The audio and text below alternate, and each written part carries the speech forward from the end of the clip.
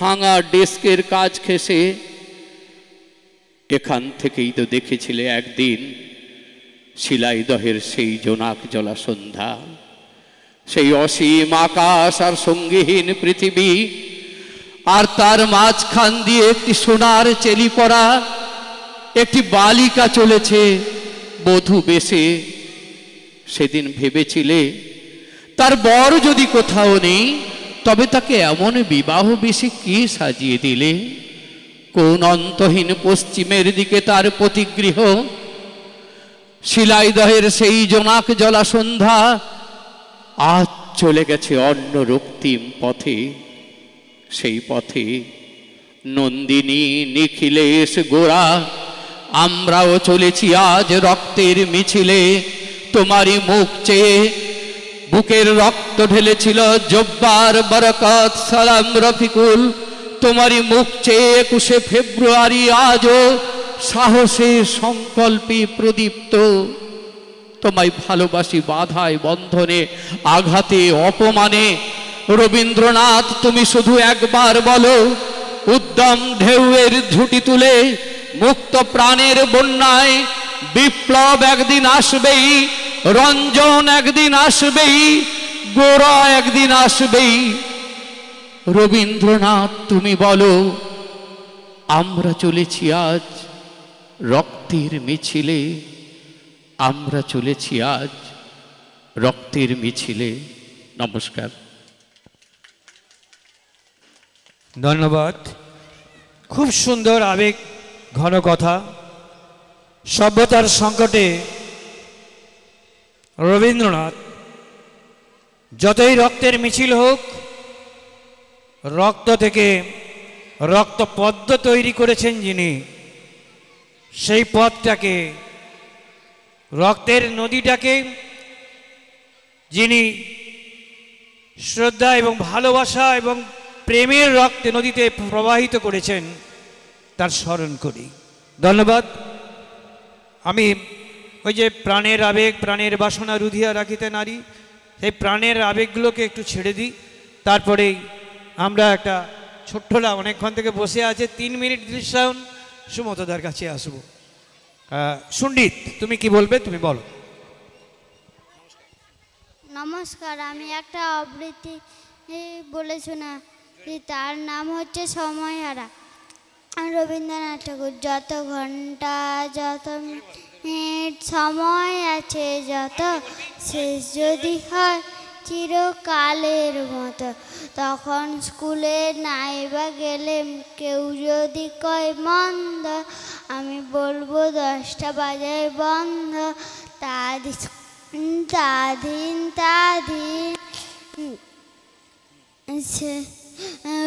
বলে রাগিস যদি, আমি বলবো তোরে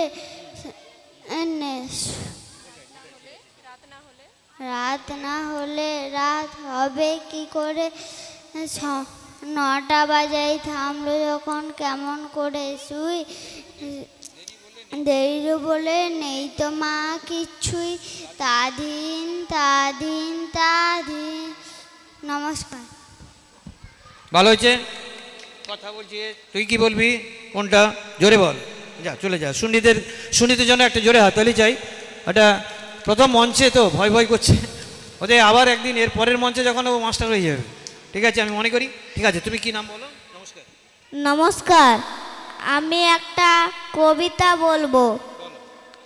কালো রাতি গেল ঘুচে, আলো তারে দিল মুছে, পূব দিকে ঘুম ভাঙ্গা, হাসে উষা চোখ রাঙ্গা, নাহি জানি কোথা থেকে ডাক দিল চাঁদে রেখে, ভয়ে ভয়ে পথ খুঁজি, চান তাই যাই বুঝি। নমস্কার। ভালো হয়েছে। সৌমিলি, আর তুই নাম বল। তোর নাম কি? আমার নাম দীপ্যমান সাউ। আমি একটা কবিতা বলে শোনাচ্ছি। কবিতার নাম বড়কে। আপনাকে বড় বলে বড় সে নয়, লোকে যাকে বড় বলে বড় সে হয়। সংসারে বড় হওয়া কঠিন ব্যাপার, সংসারে সে বড় হয় বড় গুণ যার, হিতাহিত না বুঝে মরে অহংকারে, নিজে বড় হতে চাও যে ছোট বলি তারে, গুণেতে হইল বড় বড় বলে সবে, বড় যদি হতে চাও ছোট হও তবে। নমস্কার। খুব ভালো কথা বলেছিস, সবাই বড় বড় বলি আমরা, আরে বড় যদি হতে চাও ছোট হও তবে। খুব সুন্দর হয়েছে, তুই দীপমণি ভালো। আর কারকে বলবি? একদম কিছুটা একটা এসছে। আচ্ছা ঠিক আছে, বল নাম বল, কি নাম? প্রিয়াংশু। প্রিয়াংশু খাটুয়া, বল খাটুয়া। বল কি নাম, কি বলবি, জোরে বল। এসেছে শরৎ, হিমের পরশ লেগেছে হাওয়ার পরে, সকাল বেলায় ঘাসের আগায় শেষের রেখা ধরে, আমলকি বন কাঁপে যেন তার বুক করে দুরু দুরু, পেয়েছে খবর পাতা গোছানোর সময় হয়েছে শুরু, শিউলির ডালে কুড়ি ভরে এলো টগর ফুটিল মেলা, মালতী লতায় খোঁজ নিয়ে যায় মৌমাছি দুই বেলা। নমস্কার। বাহ, ভালো হয়েছে, খুব সুন্দর। ওই মালতীনতা এখন খোঁজ নিয়ে যাচ্ছে, পরেরটা শরৎটা পরের পার্টে হবে। আর একটা ছোট্ট বন্ধু আছে সৌমিলি মুর্মু, চলে এসো, তুমি কি বলছো? মাঝি রবীন্দ্রনাথ ঠাকুর। আমার যেতে ইচ্ছা করে নদী তীর ওই পারে, যেথায় ধারে ধারে বাঁশের খোটায় দিঘি নৌকা বান্ডা সারে সারে, কিষানেরা পার হয়ে যায় লাগল কান্দে ফেলে, পার হয়। নমস্কার। ঠিক আছে, ধন্যবাদ।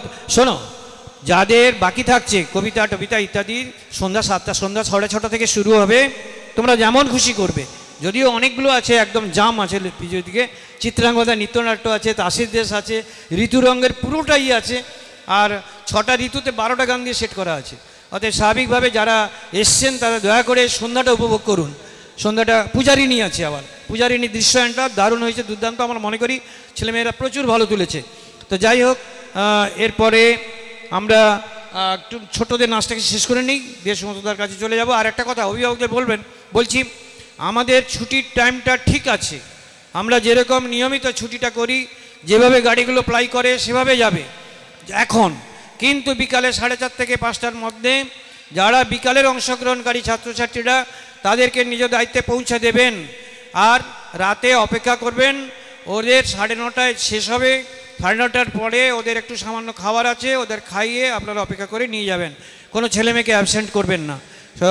ওয়েদারটা খারাপ হচ্ছে, কিন্তু কাল রাত্রে অনেকটা জল ঢেলে দিয়ে গেছে, অতএব আর আমাদের অনুষ্ঠানে জল ঢালার ক্ষমতা ওদের নাই আর, ঠিক আছে। আর স্বাভাবিকভাবে আমরা চলে যাচ্ছি মঞ্চে।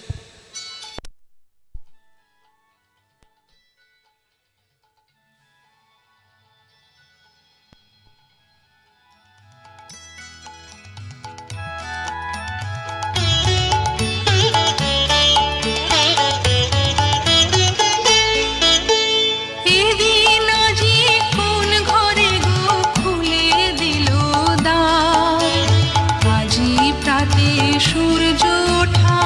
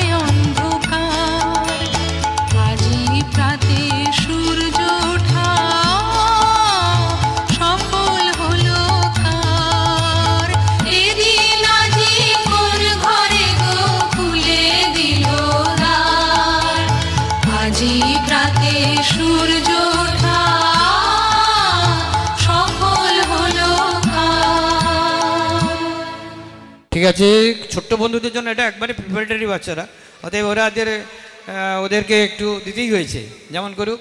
ঠিক আছে, খুব সুন্দর হয়েছে, তোমরা আস্তে আস্তে করে নেমে এসো। আমরা এবারে কথাতে চলে আসবো। একটু সুমতদা আছেন, অনেক দিনের পরে পেয়েছি আমি ওনাকে, তাই সুমতদার কথা শুনবো। তবে অভিভাবকদের বলছি আমরা ঠিক 10টা 15 ছুটি করবো, এটা বলছি। 10টা 15 নিয়ে যাবেন না, ওদের টিফিন আছে, ওদের হাতে টিফিনটা পৌঁছে দেবো, গাড়িগুলো ঠিক সময়ে পৌঁছে যাবে, 10:30টার মধ্যে আমরা ছুটিটা করব। অতএব সময়টা ঠিকভাবে এগোচ্ছি। বিশ্বরূপবাবু এসছেন, আমরা তাকে অনুরোধ করব সান্ধ্যকালীন অধিবেশনটা শুরু করার জন্য। আপনি সন্ধ্যার সময় আসবেন, দয়া করে আপনাকে দিয়েই শুরু করব। অতএব স্বাভাবিকভাবে আমাকে আমার সুমতদাকে একটু দিতে হবে। অনেক দূর থেকে প্রায় 4 ঘন্টা রাস্তা পাড়ি দিয়ে তিনি এসছেন। পটাশপুর দর্পণের একদম হতাম। শুধু তাই নয়, তিনি সাহিত্য সংস্কৃতি জগতের লোক, নিজে বই লেখেন এবং তার দাদাও নামে খুব পরিচিত। আমি দাদার নামটা বলছি না কারণ সুমতদা নিজের নামেই পরিচিত। তবুও মন্মথদা অর্থাৎ মন্মথ দাস একটা সাহিত্য এবং বই গ্রন্থকার হিসাবে একটা মাইলস্টোন। তাই মনে করি তার পরিচিতিতে নয়, তার ভাই হিসাবেও সুমতদাকে আমাদের শ্রদ্ধা আছে। আমি সুমতদার কাছে চলে যাচ্ছি স্বল্প কথায়। আজকে আমাকে সময়টাকে ঠিক করে এগোতে হচ্ছে, অর্থাৎ স্বল্প কথায় আমাকে সুমতদার কথাগুলো একটু শুনে নেব, তারপরে যদি সময় থাকে গান এবং নাচগুলো। আর একটা কথা আমি বলছি, সন্ধ্যার সময় অনেকগুলো প্রোগ্রাম আছে। ঋতুরঙ্গ রয়েছে, পূজারিণী রয়েছে, চিত্রাঙ্গদার নৃত্যনাট্য রয়েছে এবং সেই সঙ্গে তাসের দেশে একটা কৌতুক নাটক রয়েছে। সুন্দরভাবে আমরা সাজানোর চেষ্টা করেছি। তাই সবাইকে অনুরোধ করছি, সবাইকে আবেদন করছি, সমস্ত অভিভাবকদেরও বলছি, আপনারা সন্ধ্যায় যত তাড়াতাড়ি পারি আমরা সময় শুরু করব এবং সেটাকে আমরা ঠিক সময়ে যেরকম আমরা আগে বলেছি ঘোষণা করেছি সেভাবেই আমরা তুলব। অনিদাকে সন্ধ্যার সময় একটু আসতে বলছি, যদি পারেন একটু আসবেন। সুমতদা। নমস্কার। পরম শ্রদ্ধেয় মাস্টারমশাইগণ যারা এখানে বসে আছেন, বলা যেতে পারে আমাদের এই বৃহৎ এলাকার জ্ঞানের জগতের নক্ষত্রমণ্ডলী, সবাইকে আমি আমার পক্ষ থেকে শ্রদ্ধা জ্ঞাপন করি, গভীরভাবে শ্রদ্ধা জ্ঞাপন করি। আমার অত্যন্ত সুহৃদ প্রভাত, মানে বলা যেতে পারে প্রধানত একক চেষ্টায় বেশ কয়েকজন সুহৃদ অবশ্যই পেয়েছিলেন। এরকম একটি অপূর্ব পরিমণ্ডলের রবীন্দ্র পাঠ ভবন নির্মাণ করেছেন এবং পরিচালনা করছেন, তার পাশাপাশি রবীন্দ্র শিল্প চর্চা কেন্দ্র। হয়তো শান্তিনিকেতন একটা বৃহত্তর জগতের কথা, কিন্তু এটাকে মিনি শান্তিনিকেতনও বলা যেতে পারে। একটি অপূর্ব মোহনীয় পরিবেশে তিনি এই পাঠভবনটি নির্মাণ করেছেন এবং পরিবেশটাও দান করেছেন। আর আমি সবচেয়ে বেশি কৃতজ্ঞ এরকম একটি অপূর্ব সুন্দর পরিমণ্ডলে আজকের 164তম রবীন্দ্র জয়ন্তীর পুণ্য প্রভাতে এই নক্ষত্রমণ্ডলীর মধ্যে বিরাজ করতে আমাকে সুযোগ করে দেওয়া এবং একটি সুন্দর অনুষ্ঠানের মধ্যে আমার মনকে আবেগ আপ্লুত করার সুযোগ করে দেওয়ার জন্য আমি কৃতজ্ঞ। আমি প্রায় প্রভাত উল্লেখ করেছে যে আমি এসেছি ভগবানপুর 2 নম্বর ব্লক এলাকার কাছাকাছি থেকে পটাশপুর থানার পূর্ব প্রান্ত থেকে পশ্চিম প্রান্ত পর্যন্ত। আমার অভিজ্ঞতা হচ্ছে, মাস্টারমশাইরা এখানে বসে আছেন, তারা যদি আমাকে ক্ষমা করে নেন আমি তাহলে বলি যে অনেকগুলি হাই স্কুল, অনেকগুলি প্রাথমিক স্কুল আমি অতিক্রম করে এসেছি, কিন্তু কোনো হাই স্কুলে মাইক বাজছে।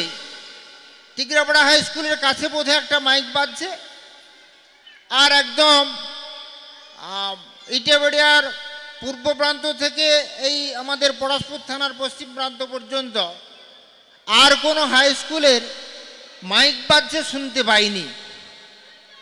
প্রাথমিক স্কুল তো দূরের কথা, হয়তো কোনো কোনো জায়গায় আনুষ্ঠানিকতা রক্ষা করা হয়েছে, কিন্তু বেশিরভাগ হাই স্কুলে সেই আনুষ্ঠানিকতাও রক্ষা করা হয়নি।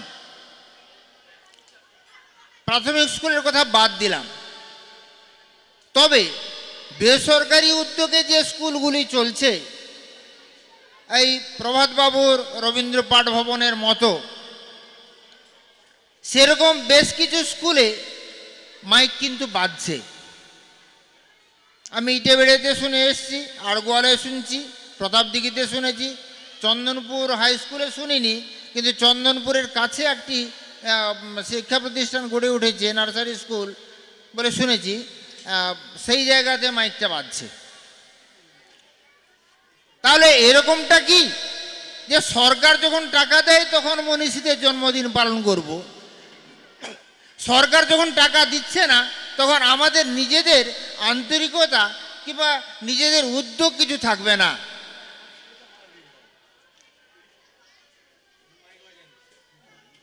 না, আমি সে কথা বলছি না। আনুষ্ঠানিকতা কোনো কোনো স্কুল করেছেন, কিন্তু বেশিরভাগ স্কুলে তাও হয়নি। এরকম একটা কঠিন পরিস্থিতিতে আমরা আছি যেখানে রবীন্দ্রনাথকে নিয়ে ভাবা হয় না, যেখানে রবীন্দ্রনাথকে শ্রদ্ধা জানানোর কোনো পরিবেশ তৈরি হয় না। সে রবীন্দ্রনাথ কোন রবীন্দ্রনাথ? না, আমরা যদি কোনো সমুদ্রের ধারে দাঁড়িয়ে থাকি কিংবা হিমালয়ের পাদদেশে দাঁড়িয়ে থাকি, তাহলে হিমালয়ের উচ্চতা যেমন আমরা অনুভব করতে পারবো না, সমুদ্রের সীমানা যেমন আমরা চিহ্নিত করতে পারবো না, ঠিক তেমনি রবীন্দ্রনাথ। রবীন্দ্রনাথ তার একটা জীবনে যা করেছেন, আমরা সাধারণ মানুষেরা 10টা জীবনেও তা করতে পারবো না। পৃথিবীর এমন কোনো দিক নেই, মানব জীবনের এমন কোনো দিক নেই, মানব সমাজের এমন কোনো দিক নেই, প্রকৃতি জগতের এমন কোনো দিক নেই যা তার লেখায় উদ্ভাসিত হয়নি। সেই রবি ঠাকুরকে শ্রদ্ধা জানানোর আসরে আজকে আমি হাজির থাকতে পেরে আমি অত্যন্ত কৃতজ্ঞ।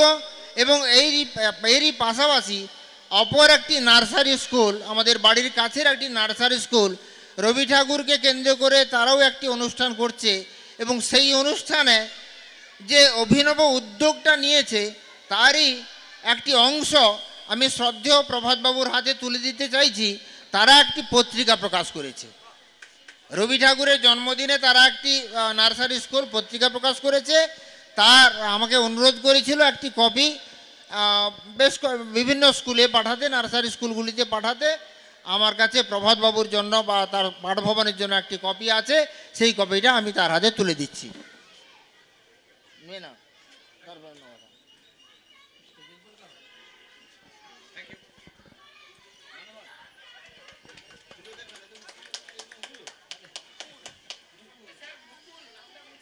মুকুল নামে একটি পত্রিকা ইটেবেড়িয়া আনন্দ নিকেতন নামক নার্সারি স্কুল বের করেছে। আজকের দিনে এই সকালে তাদের অনুষ্ঠান হচ্ছে, সেখানে আনুষ্ঠানিকভাবে প্রকাশ পাবে।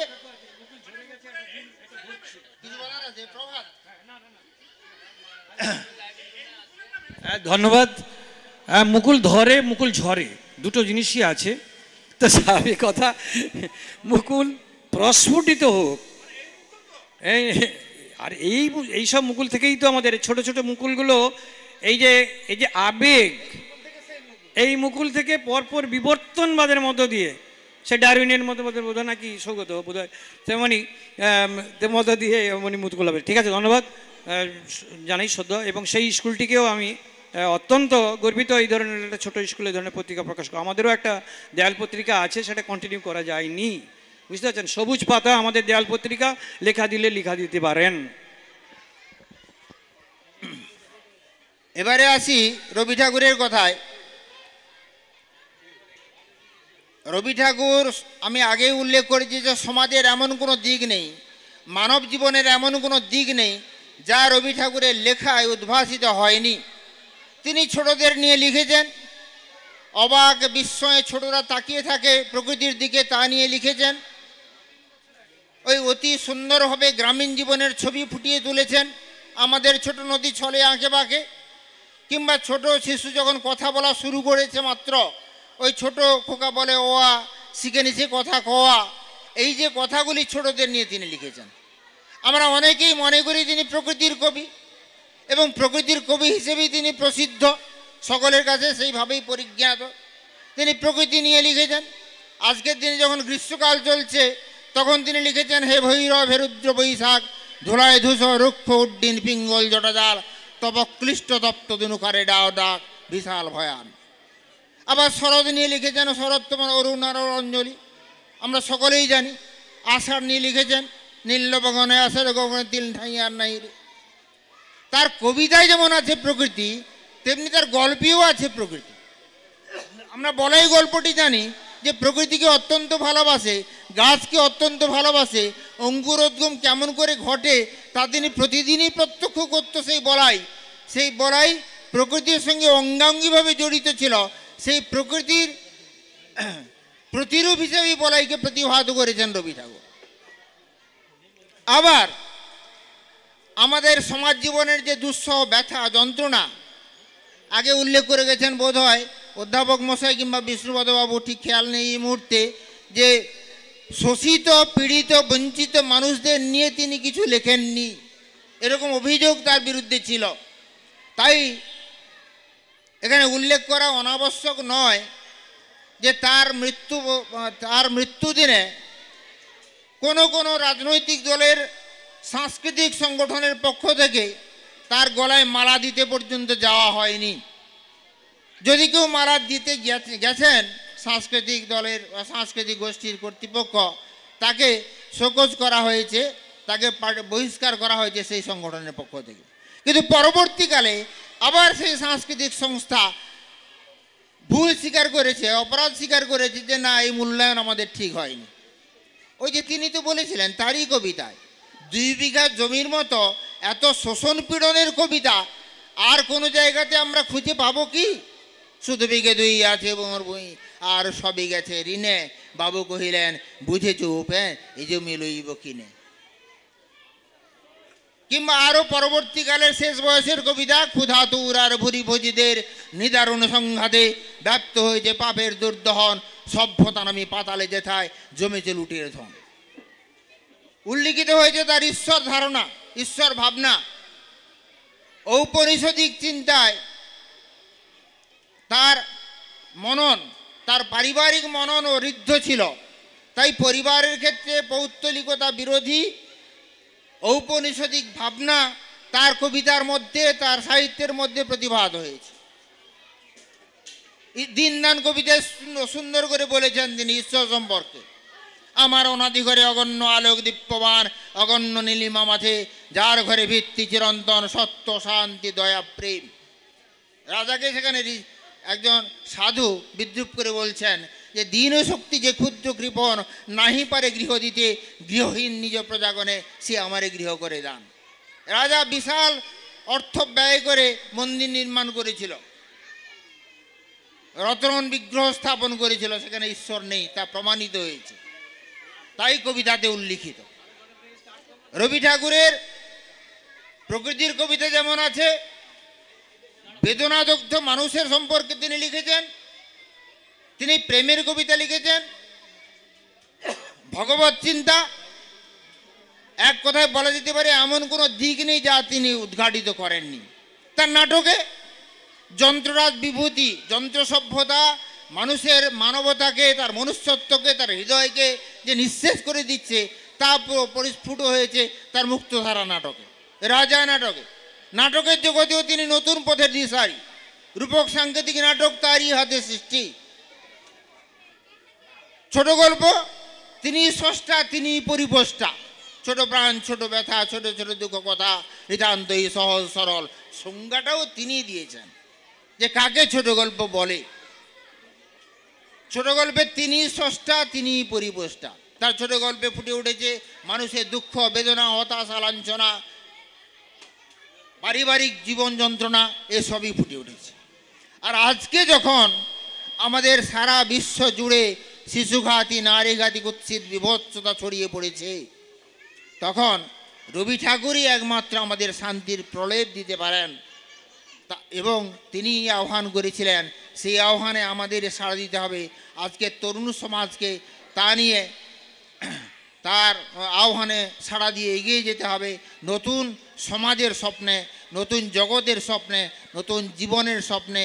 তিনি বলেছিলেন, ওরে তুই ওঠ আজি, আগুন লেগেছে কোথা, কার শঙ্খ উঠিয়াছে বাজি, জাগাতে জগৎ জনে, কোথা হতে ধ্বনিছে ক্রন্দনে শূন্যতল, কোন অন্ধকার মাঝে জর্জর বন্ধনে, অনাথিনে মাগিছে সহায়, স্ফীত কায় অপমান, অক্ষমের বক্ষ হতেই রক্ত শিশু করিতেছে পান লক্ষ মুখ দিয়া। এরকম একটা কঠিন পরিস্থিতিতে যেখানে দয়াহীন সভ্যতা নাগিনী তুলেছে কুটিল ফোনা চক্ষের নিমেষে, গুপ্ত বিষ দন্ত তার ভরি তীব্র বিষে, সেই পরিস্থিতিতে রবি ঠাকুরকে চর্চা করা এবং একদিনের জন্য নয় ধারাবাহিক চর্চা করা, তাকে হৃদয়ে আত্মস্থ করা এবং তারই মধ্য দিয়ে নতুন পথের সন্ধান করা, এই হবে আমাদের নতুন জগৎ এবং জীবনের দিকে এগিয়ে যাওয়া। এই কয়েকটি কথা বলে সবাইকে ধন্যবাদ, অভিনন্দন, শুভেচ্ছা, নমস্কার, শ্রদ্ধা জানিয়ে আমি বলা শেষ করছি। ধন্যবাদ সুমধুদাকে, সুন্দর কথাগুলো বলছেন। সময় থাকলে আমরা একটু বাড়াতাম, মানে আমরা নিজেদের কথার মধ্যে আলোচনাগুলো বাড়িয়ে নিতাম। আজকে যে সভ্যতার সংকট, আজকে বাঙালি বিষয়ে বিতর্কিত কথা আমরা আজকের দিনে বলছি না, বলবো না। বাঙালি হিসাবে সত্যি লজ্জিত যে বাংলার ভাষা সংস্কৃতি আজকে কোথায় তলানিতে ঠেকে গেছে।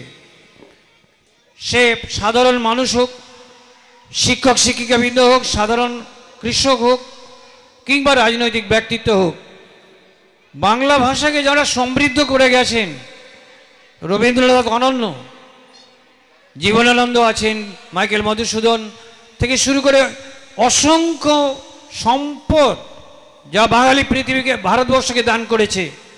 আজকে বাঙালিরা এত দৈন্য, এত কাঙাল হয়েছে শব্দ চয়নের ক্ষেত্রে, বিভিন্ন জায়গায় বক্তব্য বা বিভিন্ন সময়ে তার এক্সপ্রেশনটাকে, তার আবেগটাকে প্রকাশ করার ক্ষেত্রে এত দৈন্যতা, লজ্জা। এই লজ্জা আমরা কোথায় রাখব? এই মুহূর্তে আমরা মনে করি উত্তরণের পথ, লজ্জা থাকুক, কিন্তু একটা সমাজকে উত্তরণের পথ খুঁজতে হবে, আগামী প্রজন্মকে নিয়ে যেতে হবে সেই উত্তরণের পথে। সেটা রবীন্দ্রনাথ ধ্রুব তারার মতো, যা পথ দেখায়, ভালোবাসায়, বিরহ করে, কাঁদে, আনন্দে, আবেগে আপ্লুত হয়, ভাষা সংস্কৃতিকে সমৃদ্ধ করছে। আর কথা বেরোবে না।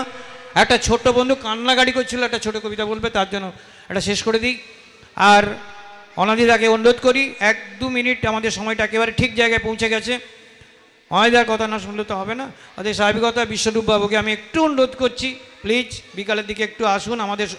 আপনি উদ্বোধন করবেন, আপনার কথা শুনে উদ্বোধন করব, তাই অনাদিদা একটু আসুন। তুই একটা কি কবিতা বলবি বল। নমস্কার। নমস্কার, আমার নাম শিবম মাইতি। আমি সবাইকে একটা কবিতা বলে শোনাচ্ছি। কবিতার নাম নামতার মতি বিল। নামতার মতি বিল বহু দূর জল, হাঁসগুলি ভেসে ভেসে করে কোলাহল, পাকে চেয়ে থাকে বক, চিল উড়ে চলে, মাছ ডাঙ্গা ঝুপ করে পড়ে এসে জলে, এটা ওটা ডাঙ্গা জাগে ঘাস দিয়ে ঢাকা, মাঝে মাঝে জলধারা চলে আঁকা বাঁকা, কোথাও বা ধান খেন জলে আধো ডোবা, তারই পরে রোদ পড়ে কিবা তার শোভা, ডিঙ্গি চড়ে আসে চাষি কেটে লয় ধান, বেলা গেলে গায়ে ফেরে গেয়ে সারি গান, মোষ নিয়ে পার হয় রাখালের ছেলে, বাসে বাঁধা জাল নিয়ে মাছ ধরে জেলে, মেঘ চলে ভেসে ভেসে আকাশের গায়ে, ঘন শ্যাওলার দল জলে ভেসে যায়। নমস্কার। বাহ, পুরোটাই টেনেছে, ঠিক আছে, খুব সুন্দর। অনিদা আপনি একটু চলে আসুন। আর ছাত্রছাত্রীদের বলছি, তোমরা আস্তে আস্তে শৃঙ্খলাবদ্ধভাবে ক্লাসে যাবে বক্তব্যের পরে। অরূপকে বলছি, তোমার ছাত্রছাত্রীদের নিয়ে একটু বলেছিলাম যেটা, সেটা করো। আর আমাদের কথা চলবে, একটু লাস্টে গান ফিনিশিংটা দেবে তোমরা সবাই কোরাসে। অনিদার কথাটা শেষ করে নিই। ছাত্রছাত্রীরা তোমরা রুমে যাবে, তোমাদের একটা একটা করে টিফিন নিয়ে নেবে। অভিভাবকগণকে অনুরোধ করি, এখন আমাদের যেভাবে গাড়িগুলো অ্যাপ্লাই করেছে সেটা ঠিক সেভাবে যাবে, সময়টা ঠিক আছে একদম। কিন্তু বিকালে যারা অংশগ্রহণকারী অবশ্যই 4:30 থেকে 5টার মধ্যে ঢুকাবেন, কেননা ওয়েদার খারাপ হচ্ছে, আমরা খুব দ্রুত শুরু করব। তাহলে পেন্ট, ড্রেস ইত্যাদিগুলো আছে, অনেকগুলো প্রোগ্রাম আছে। 4:30 থেকে নিজে দায়িত্বে নিয়ে আসবেন, নিজে দায়িত্বে নিয়ে যাবেন। দুপুর রাতের খাবার ওদের আছে আমাদের কাছে, মানে এরা অনুষ্ঠান শেষে রাতের মিলটা খেয়ে যাবে। ধন্যবাদ সবাইকে। অনুরোধ। আজকে রবীন্দ্র পাঠ ভবনের এই মহতী 163তম রবীন্দ্রনাথের জন্মদিবসের মহতী অনুষ্ঠানের সম্মানীয় সভাপতি, অতিথিবৃন্দ, কলাকুশলী শিল্পীবৃন্দ, অভিভাবকবৃন্দ, আমার শ্রেণীর ছাত্রছাত্রীরা এবং সর্বোপরি এই পীঠস্থানের প্রাণপুরুষ, শিশু প্রতিভার বিচ্ছুরক প্রভাতদা। আমি একটা কবিতা বলেই আমার মর্মার্থটা বুঝিয়ে দেব।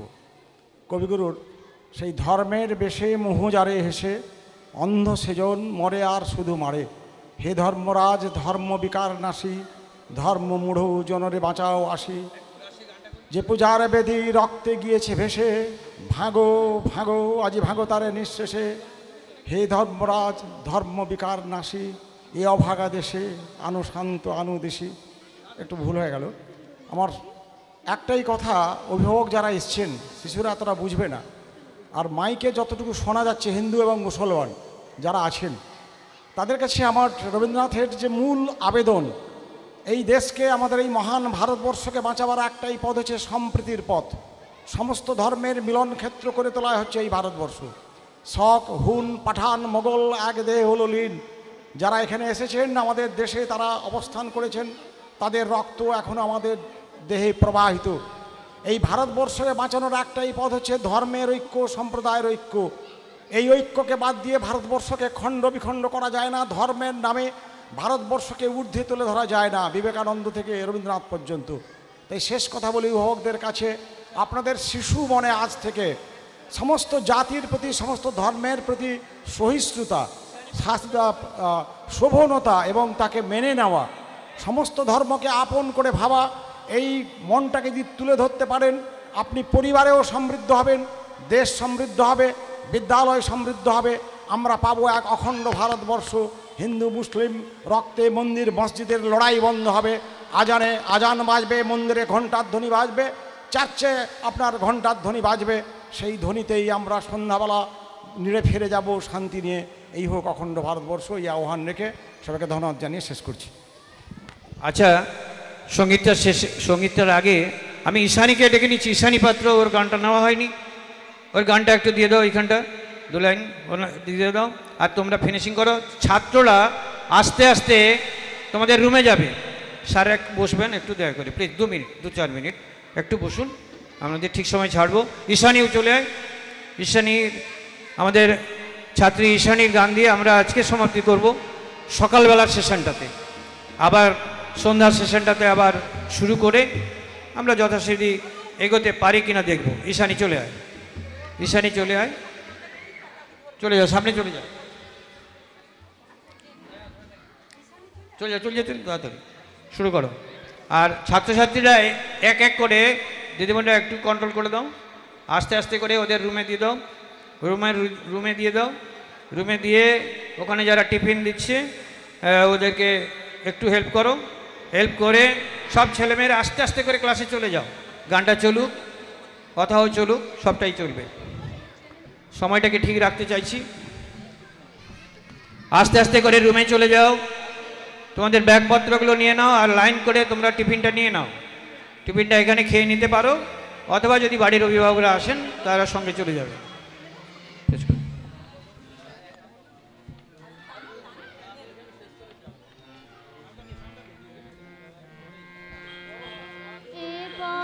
গেছে কোনখানে গো, কোনখানে তা কে জানে, তা কে জানে, কে জানে। এ পথ গেছে কোনখানে গো, কোনখানে তা কে জানে, তা কে জানে। কোন পাহাড়ের পাড়ে, কোন সাগরে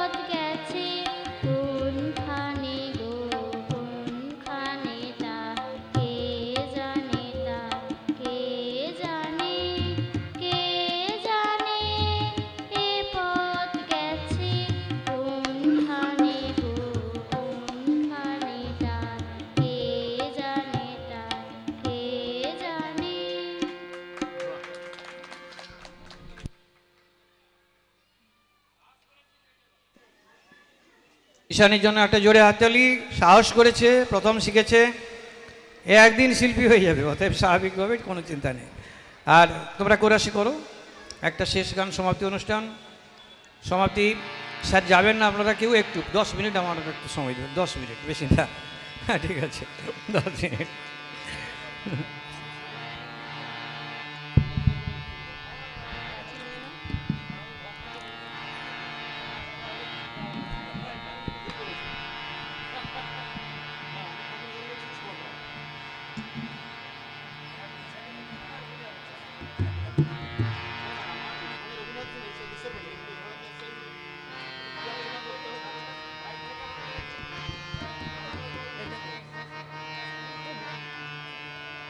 আগুনের পরশমণি ছোঁয়াও প্রাণে, এ জীবন পূর্ণ করো, এ জীবন পূর্ণ করো, এ জীবন পূর্ণ করো, এ জীবন পূর্ণ করো দহন দানে।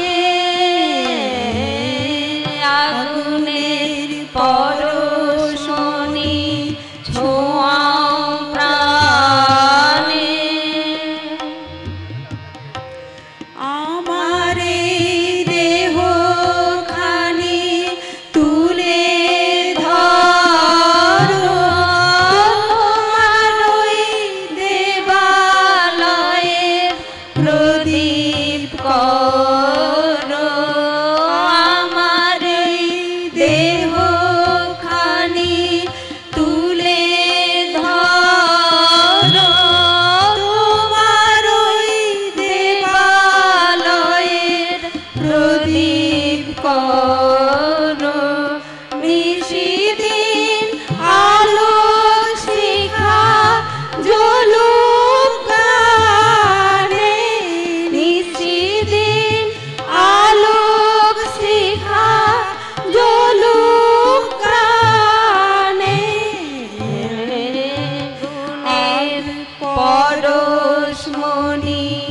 ছোঁয়াও প্রাণে, এ জীবন পূর্ণ করো, এ জীবন পূর্ণ করো, এ জীবন পূর্ণ করো, এ জীবন পূর্ণ করো দহন দানে। আগুনের পরশমণি ছোঁয়াও প্রাণে।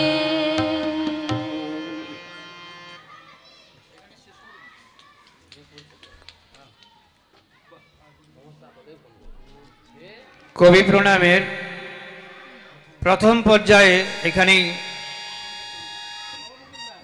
ছেদ টানছি, ইতি নয়, বিরতি। বিরতির পরে আবার 5টা থেকে শুরু হবে দ্বিতীয় পর্যায়ের অনুষ্ঠান। দ্বিতীয় পর্যায়ের অনুষ্ঠান যারা সম্মানীয় অতিথিগণ আছেন দয়া করে আমার একটু অফিস রুমে আসবেন, দয়া করে এটা গুছিয়ে দাও, স্যারদের নিয়ে যাও।